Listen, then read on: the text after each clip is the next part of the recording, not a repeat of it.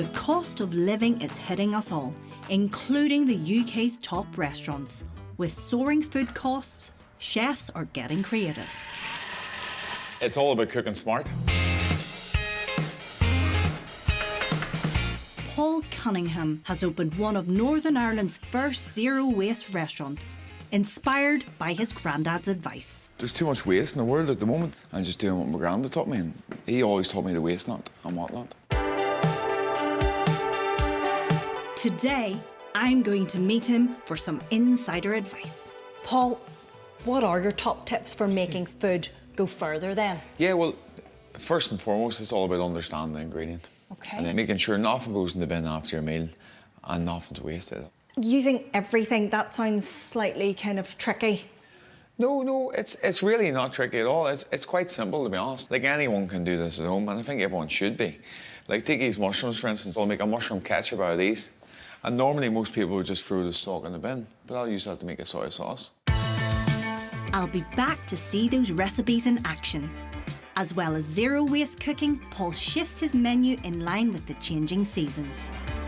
He regularly visits his local veg suppliers to find out what's in plentiful supply at the moment. Hey Joel, how's it going? Hey Paul, good to see you. Good to see you. Have you been out harvesting or? Yes, harvest this morning. We got in some new carrots.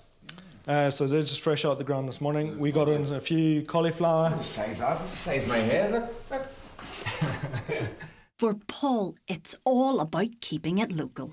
I love coming around here. I get so much inspiration walking through these gardens and seeing what's in season and what's coming into season.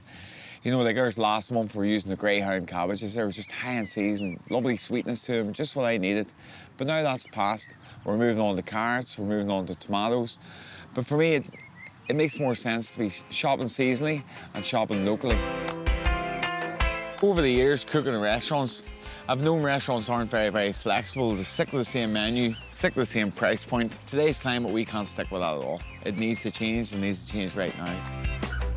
In the restaurant, Paul's wife and business partner Jenny has some smart hacks to make your food last a little longer. So what are we at here? So we've got herbs here that are about to go out of date. Pop them in a wee tray, this is what we would do quite often. And you've got your olive oil here, and just pour your olive oil in, cover the herbs, and then we can pop them in the freezer. You can do this at home with ice cube tray. And when you're ready to use them, pop them out one at a time into your pan, and they're good to go. Brilliant, so you have like this herb infused oil ready to go then. That's it. Another wee tip as well that just might save you some money and make your produce last a bit longer. We've got our potatoes and onions, and we like to store them separately because the onions will bring about the sprout on the potato a lot quicker. So keep them separate. What's happening here? So just another tip again, storage hack to save you a bit of money as well. So if you have a sponge cake at home and it's getting quite stale, we would put a slice of bread on top, and that just keeps it moister for longer. The bread also gets quite crispy, and you can use it for breadcrumbs. Oh my goodness, so no waste. You're all about the zero waste in your household. This clever duo also regularly swap out expensive ingredients. This week, costly cod is getting swapped out for the much cheaper, but just as tasty, collie. Pricey pine nuts for their pesto get swapped out for cheaper yet delicious sunflower seeds. Back in the kitchen, Paul is ready to show me his skills with those zero-waste mushroom recipes. I've got Granda's hat on and I'm ready to learn. Come on, Granda, let's get cooking. So we're making the mushroom ketchup first. Is there a lot of mushrooms that go into here? Yeah, a good bit of mushrooms go in. Now I'll maybe get you to put in the muscovado sugar. And while you're doing that, I'll get the garlic skins in. Perfect. So garlic skins? Yeah, garlic skins. It's a shame to waste anything, you know. So we'll add a wee bit of salt as well. Okay. A wee bit of black pepper. And what is this? And then this is our coffee grounds. Like as in like from my cafetiere? Yeah. Really? Yeah. So what next? 2 more ingredients. So it's just a wee bit of vinegar and then a wee bit of water. While the mushroom ketchup is cooking, it's time for that soy sauce, using mushroom stalks. Now, normally most people throw them out, but not in my kitchen.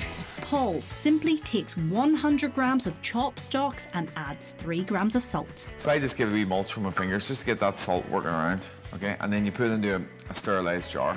Next, Paul covers the mix with a little grease-proof paper. So you just press down and you just put it up on the shelf out of direct sunlight for a week. And like, it looks very, very dry now, but like in an hour's time, I'll be half full of liquid and I'll just keep continuing going that way. Really?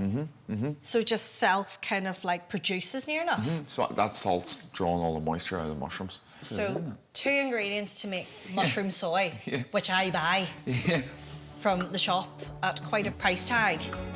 Nothing wasted. But the most important question is, how does it taste? Let's try that ketchup on some of his black pudding sausage rolls. That is really good. It's nice, isn't it? I've learned so much from Paul and Jenny today. Some top tips to take home and save money. To shop smart and seasonally, to use food storage hacks, and to cook with all of my ingredients.